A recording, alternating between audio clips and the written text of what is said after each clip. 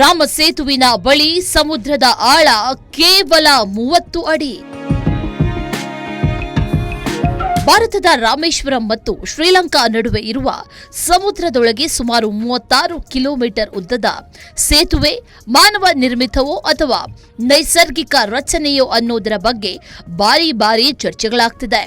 ಆಳವಿಲ್ಲದ ಸಮುದ್ರದಿಂದ ಸುತ್ತುವರಿಯಲ್ಪಟ್ಟ ಚಿಪ್ಪಿನತ್ತ ಮರಳುಗಲ್ಲುಗಳನ್ನು ಒಳಗೊಂಡಿರುವ ಕಿರಿದಾದ ಅರ್ಧ ಮುಳುಗಿರುವ ಒಡ್ಡು ಇದು. ಈ ಪ್ರದೇಶದ ಕೆಲವು ಕಡೆಗಳಲ್ಲಿ ನೀರಿನ ಆಳ 30 ಅಡಿಗಳಷ್ಟಿದ್ದು ಅಲ್ಲಲ್ಲೇ ಅನೇಕ ಸಣ್ಣ ದ್ವೀಪಗಳು ಇವೆ.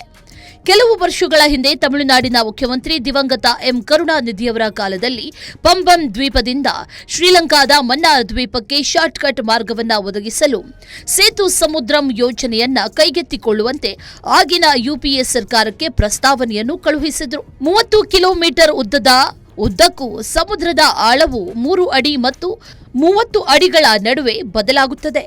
ಹೀಗಾಗಿ ಈ ಪ್ರದೇಶದಲ್ಲಿ ಸಮುದ್ರಕ್ಕೆ ಯೋಗ್ಯವಾದ ಹಡಗುಗಳ ಮೂಲಕ ಸಂಚಾರ ಅಸಾಧ್ಯವಾಗಿದೆ.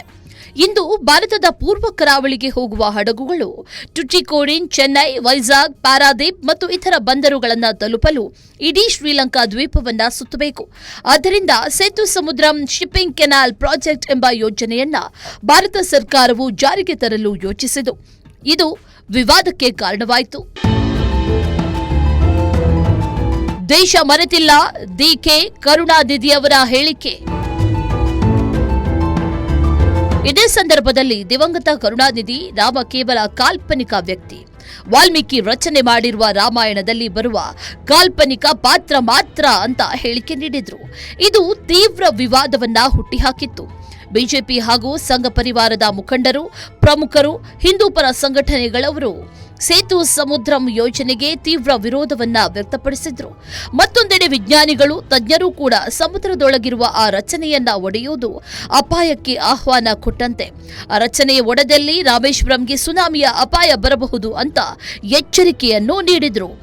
ಕರುಣಾನಿಧಿ ಅವರ ಹೇಳಿಕೆ ಹಾಗೂ ಕೇಂದ್ರ ಸರ್ಕಾರದ ಸೇತು ಸಮುದ್ರಂ ಯೋಜನೆಯನ್ನ ವಿರೋಧಿಸಿ ಬಿಜೆಪಿ ಮುಖಂಡ ಸುಬ್ರಹ್ಮಣ್ಯಂ ಸ್ವಾಮಿ ಸುಪ್ರೀಂ ಕೋರ್ಟ್ ಮೆಟ್ಟಿಲೇರಿದ್ದು. ಹಾಗಾಗಿ ಕೇಂದ್ರ ಸರ್ಕಾರ ಸೇತು ಸಮುದ್ರಂ ಯೋಜನೆಯನ್ನ ಹಾಗೆ ಪೆಂಡಿಂಗ್ನಲ್ಲಿಟ್ಟಿತ್ತು. ಆ ಸಂದರ್ಭದಲ್ಲಿಯೇ ರಾಮ ಸೇತುವಿನ ವೈಜ್ಞಾನಿಕ ಅಧ್ಯಯನಗಳು ಪ್ರಾರಂಭವಾದವು. ಹಲವು ಸಂಶೋಧಕರು ಆ ಸೇತುವೆಯನ್ನ ವೈಜ್ಞಾನಿಕವಾಗಿ ಅಧ್ಯಯನ ಮಾಡಿ ಅದು ನೈಸರ್ಗಿಕವಲ್ಲ, ಮಾನವ ನಿರ್ಮಿತ ಎಂದೇ ವರದಿ ನೀಡಿದ್ರು. 5 ದಿನಗಳಲ್ಲಿ 30 ಕಿಲೋಮೀಟರ್ ಉದ್ದದ ಸೇತುವೆ ನಿರ್ಮಾಣ. ವಾಲ್ಮೀಕಿ ರಾಮಾಯಣದ ಪ್ರಕಾರ ರಾಕ್ಷಸ ರಾಜ ರಾವಣನು ಸೀತಾದೇವಿಯನ್ನ ಲಂಕಾ ನಗರದಲ್ಲಿ ಬಂಧಿಸಿದ್ದಾನೆ ಅಂತ ಹನುಮಂತನು ಶ್ರೀರಾಮನಿಗೆ ಹೇಳಿದಾಗ ಅವನು ತಕ್ಷಣವೇ ವಾನರ ಮತ್ತು ಕರಡಿಗಳ ಸೈನ್ಯದೊಂದಿಗೆ ಲಂಕಾ ನಗರದ ಮೇಲೆ ದಾಳಿ ಮಾಡಲು ಹೊರಟಿದ್ದ. ದಕ್ಷಿಣದ ಕಡಲ ತೀರಕ್ಕೆ ಬರುವಾಗ ವಿಶಾಲವಾದ ಸಮುದ್ರವನ್ನ ನೋಡಿದ್ದಾನೆ. ಆದ್ದರಿಂದ ಅವನು ಸಮುದ್ರ ದೇವರನ್ನ ಮೆಚ್ಚಿಸಲು ಅನೇಕ ದಿನ ಅಲ್ಲಿ ತಪಸ್ಸು ಮಾಡಿದ್ದಾನೆ. ಸಮುದ್ರ ದೇವರು ಬರದೇ ಇದ್ದಾಗ ಶ್ರೀರಾಮನು ಇಡೀ ಕಡಲನ್ನೇ ಒಣಗಿಸಲು ನಿರ್ಧರಿಸಿದ್ದ. ಆಗ ಮಾತ್ರ ಸಾಗರ ದೇವರು ಕಾಣಿಸಿಕೊಂಡ್ರು ಮತ್ತು ಸೇತುವೆಯನ್ನ ನಿರ್ಮಿಸಲು ಶ್ರೀರಾಮನಿಗೆ ಸಲಹೆ ನೀಡಿದ್ನು.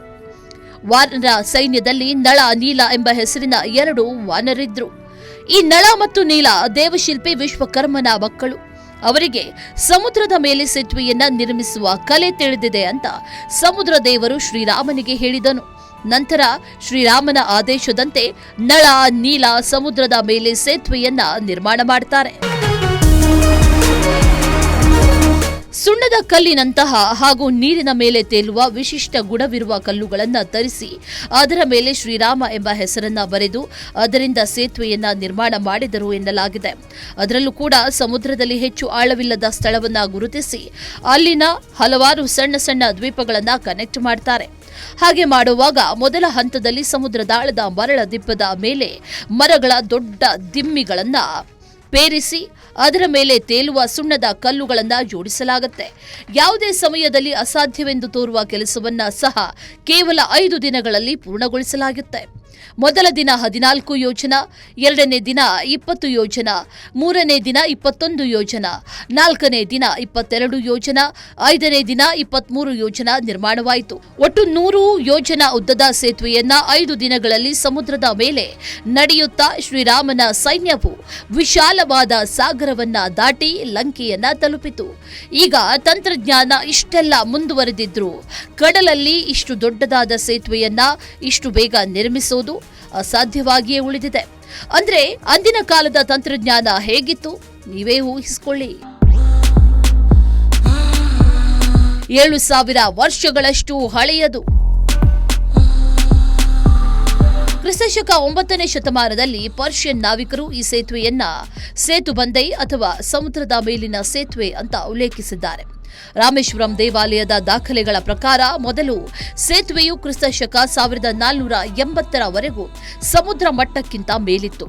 ಭಾರತ ಮತ್ತು ಶ್ರೀಲಂಕಾದ ನಡುವೆ ಇದು ಸಂಪರ್ಕವಾಗಿದ್ದು ಇದರ ಮೇಲೆ ಜನ ಎರಡೂ ಪ್ರದೇಶಗಳ ನಡುವೆ ಓಡಾಡ್ತಾ ಇದ್ರು. ಆದರೆ ಅದು ಪ್ರಬಲವಾದ ಚಂಡಮಾರುತದಿಂದ ಧ್ವಂಸವಾಗಿತ್ತು. ಸಮುದ್ರ ಶಾಸ್ತ್ರದ ಸಂಶೋಧನೆಯು ಸೇತುವೆಯು 7,000 ವರ್ಷಗಳಷ್ಟು ಹಳೆಯದು. ಇದು ಮನ್ನಾರ್ ದ್ವೀಪ ಮತ್ತು ಧನುಷ್ಕೋಡಿ ಬಳಿಯ ಬೀಚ್ಗಳ ಕಾರ್ಬನ್ ಡೇಟಿಂಗ್ಗೆ ಹೊಂದಿಕೆಯಾಗುತ್ತೆ. ರಾಮೇಶ್ವರಂ ಸುತ್ತಮುತ್ತಲ ಪ್ರದೇಶಗಳಲ್ಲಿ ಮಾತ್ರ ಸಿಗುವ ವಿಶಿಷ್ಟವಾದ ಸುಣ್ಣದ ಕಲ್ಲು ಮತ್ತು ಹವಳಗಳ ಬಂಡೆಗಳ ಮಿಶ್ರಣವಾಗಿರುವ ಕಲ್ಲು ಬಂಡೆಗಳಿಂದ ಇದನ್ನ ನಿರ್ಮಿಸಲಾಗಿದೆ. ಈ ಜ್ವಾಲಾಮುಖಿ ಬಂಡೆಗಳು ನೀರಿನ ಮೇಲೆ ತೇಲುತ್ತವೆ. ರಾಮಸೇತುವನ್ನ ಆಡಮ್ಸ್ ಬ್ರಿಡ್ಜ್ ಅಂತ ಕರೀತಾರೆ.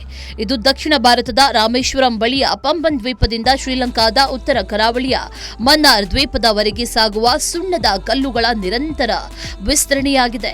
1804ರಲ್ಲಿ ಬ್ರಿಟಿಷ್ ಕಾರ್ಟೋಗ್ರಾಫರ್ ಈ ಪ್ರದೇಶವನ್ನ ಆಡಮ್ಸ್ ಸೇತುವೆ ಅಂತ ಕರೆಯುವ ಆರಂಭಿಕ ನಕ್ಷೆಯನ್ನ ಸಿದ್ಧಪಡಿಸಿದರು. ಹೀಗಾಗಿ ಇದಕ್ಕೆ ಆಡಮ್ ಸೇತುವೆ ಅಂತ ಕರೀತಾರೆ. ರಾಮಸೇತು ಸೇತುವೆಯ ನಿರ್ಮಾಣದ ಕಾಲ ಯಾವುದು ಅನ್ನೋದನ್ನ ತಿಳಿಯಲು ಸಾಕಷ್ಟು ಅಧ್ಯಯನಗಳು ಆಗಿವೆ. ಇದು ರಾಮಾಯಣದ ಯುಗದ ಅಧ್ಯಯನಕ್ಕೂ ಅಗತ್ಯ ಅನ್ನೋದು ಒಂದು ವಾದ.